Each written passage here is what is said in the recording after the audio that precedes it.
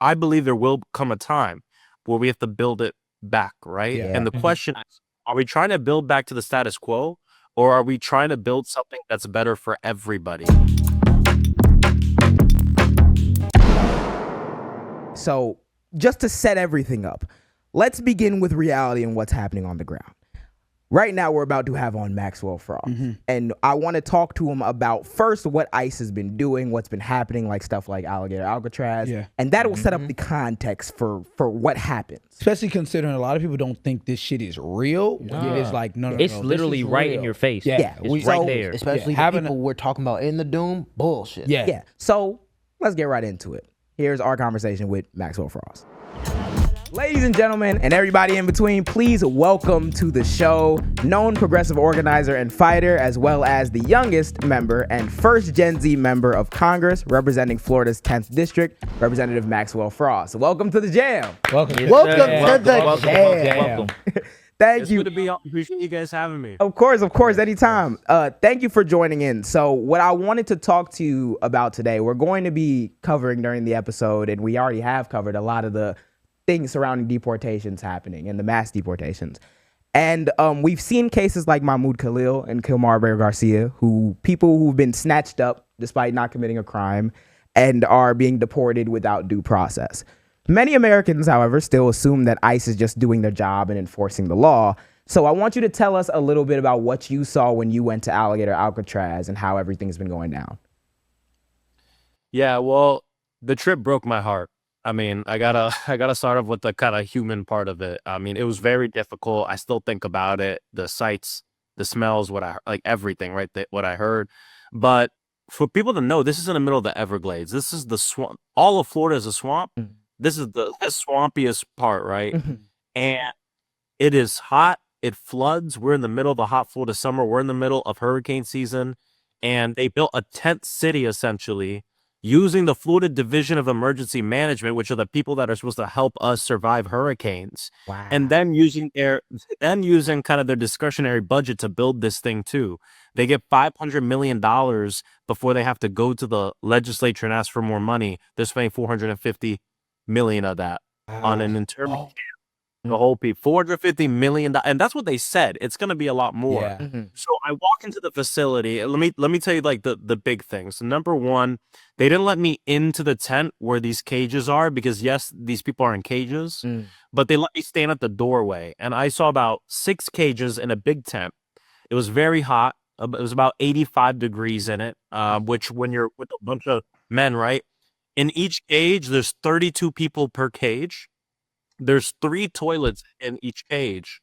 And the way they get their drinking water is, you've seen a jail cell where it's like the toilet and the water unit where you also get your water from. It's like one. Yeah. That's what it is. And 30 the issue here is for 30 people, right? And because a lot of people have been online, like, Max, that's what they do in jail. Well, number one, in jail, usually that is for a cell for 2 to 4 people. Yeah. This is 32 people, only 3 toilets, and you get your water if someone's taking a shit, right? Like it's like it doesn't work, especially in a tent where it's so hot. Yeah. I looked up there and I saw people sweating, right? And I got to tell you guys, they started yelling at me. Like I heard from the background, someone yelled, "Tell my wife I'm okay." He started yelling a phone number for me to tell her that where he's at, that he's okay. I was trying to get down. I couldn't hear it. There was somebody else who said, "I'm an American citizen." I wrote that down. We're looking into that. They started chanting libertad, which is freedom, freedom. But right before I left, and for people asking like, why don't you walk in? They had like 6 souped up guys like right in front of me, right? And private security, which I'm gonna talk about that in I a was about to second. say, because you're has to supposed be. to as a representative. Exactly. Yeah, it's crazy. But I look to my right and I see a group of guys kind of yelling at me for help that look exactly like me. I mean, I saw myself in those cages. I'm Afro-Cuban, like I'm black and I'm Cuban, and I like to be blunt about it. Like this isn't like even mass deportation. They are trying to change the makeup of this country, right? They've talked about I didn't see any Europeans who overstayed their visas. exactly. I saw all Latinos and Haitians in the cage. Yeah. So it just really hit me. But the conditions are horrible. And the fact that we're Cajun people like this, I mean, it just hurt my heart. And you know, it was young people. I saw like old people, and they're like seniors, right? And so I don't know. I mean, it's just like it's horrible. It's inhumane. And I feel like no matter who you voted for last election, you can't be for this. Yeah. You know, You can't. On the human side, I was gonna say violent criminals. We have elderly people, everyone in between there. Violent criminals. And we've talked about before how they've been talking about trying to change the makeup of this country, trying to like, especially racially, we see some of the things that Stephen Miller has talked about. And rightfully so, a lot of people are terrified right now. So I want to ask you, what do you think people should be doing or can be doing right now for like a better future to maintain hope? Because there are a lot of reasons to be terrified. yeah, there's a lot of reasons to be terrified, but at the same time, I don't like to use the word silver lining in this situation, but I'll say the opportunity is in this moment where so much is being destroyed. There will be, and some people disagree with me, but I believe there will come a time where we have to build it back, right? Yeah. And the question is, are we trying to build back to the status quo, or are we trying to build something that's better for everybody? Yeah. Right? As he's destroying this healthcare program and taking 17 million people off of healthcare, the solution that we, you know, talk about shouldn't be, we'll get it back to those 17 million. Exactly. It should be fundamentally change this healthcare program because it's broken, Yeah. and we're going to make sure Been broke. everybody has healthcare in this country, right? Big ideas that don't bring us back to where we were, because where we were got us Donald Trump. Exactly. Yeah. Speak on it. Right. But like go far beyond that. And I think that's the like the top assignment for Democrats right now. And I think that's how we win. But I'll talk to people like at home. I can give you a list of like a bunch of different things you can do, right? Protesting is important, making calls is important, mutual aid is important in this moment. Yeah. Making sure people know their rights, because you know they don't want you to know your rights, because if you don't know your rights, you don't know when they're being taken away. Yeah. Right. Yeah. All this The fact. and here's the best advice I can give you though to everyone: find a local group that is doing the work on an issue and just go all in with that group. And these groups will tell you what you can do every day at home where you live. And if everyone did that, that's how we both reduce the harm of what's going on now. That's mutual aid, really important. How on the electoral side, we're still working on building political power to take back the levers of power.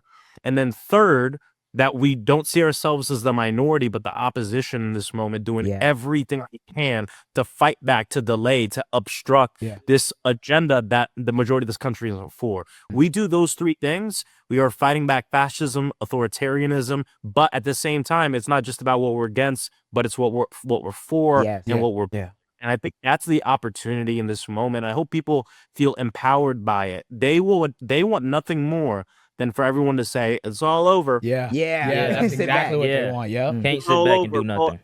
nothing. That's what they want us to do. Yep. So we can't do that. And you know, and especially as Black people, we've been here before. Yeah. Right. We've been here all the time. Been here before. Yeah. Yeah. Been here many times. And so looking in the past, I see the path for the future. And that like empowers me as like a congressman, but also empowers me as a human Yeah. in this, you know. Yeah, 100% in agreement. We try to stress that all the time, that there are things that we need to be doing. The game has always been delay, distract, lie, obfuscate. So we have to come at it with a clear conscience. And I appreciate all the work that you're doing in that regard. Thank you so much for taking the time to be on the channel. Thank you. We really appreciate my God, you. man. We appreciate you that. We heavy. need that fight. We nationally, locally, everything. We need that fight. It's so important. So I'm glad that you understand that as somebody who is kind of representing the people. Thank you so much. Yeah. We hope to get you out here one day. Yes, sir. Next time I'm in Chicago, I'll come on. I'd Yeah, love let's to. Yes, do it. sir. Yeah, Yes, let's do it. 100%. We That need was to- so yeah. fun. You can get on We this gonna get couch into with it. me and Matt, right? It can be all of us. Thank you so much, Congressman. I appreciate you. Thank you. Thank you. Thank Have a you. good day. Yes, sir. You too. So it's stuff like that, right? It's a completely different ball game when Yeah. you hear the stories out loud. Different world. He was saying, bro, he said what? He had somebody in there was screaming out a number for him to Bro. Writing Oh, it down, someone saying I'm an American citizen, which is not surprising because we literally have the documented stories of U.S. citizens being swept up in this. You can't like detain 3,000 people a day without discrimination. You have Also, like, this is in Florida. This is not across the Not in Atlantic. Minnesota. This is not in some we don't know what place South Dakota. this is. This is in Florida. This is where you Hot as probably hell. done retreated at some point. This is where y'all been looking for GTA 6 to come out at. yeah. A big thing he was Like- saying, bro, that really like almost painted the picture was like it's 32 people in a cage. Whoa, in with one cage with like- 3 bathrooms. And that makes it just that much more crazy what these people have been saying in defense of ICE, in defense of their bullshit ass positions. They know that it's so jarring because a lot of them are starting to walk it back. They can't even stomach this shit. They Because can't. who could stomach what's going on right there? We know. Thank you for watching this long. If you haven't already, subscribe. What are you doing? What are you doing? What are you doing? You think we just sitting here doing it for nothing? You think you're gonna sit here and not do Need shit? to Like, eat. hear this shit. Click that I know you're not subscribed. Click it. Cool.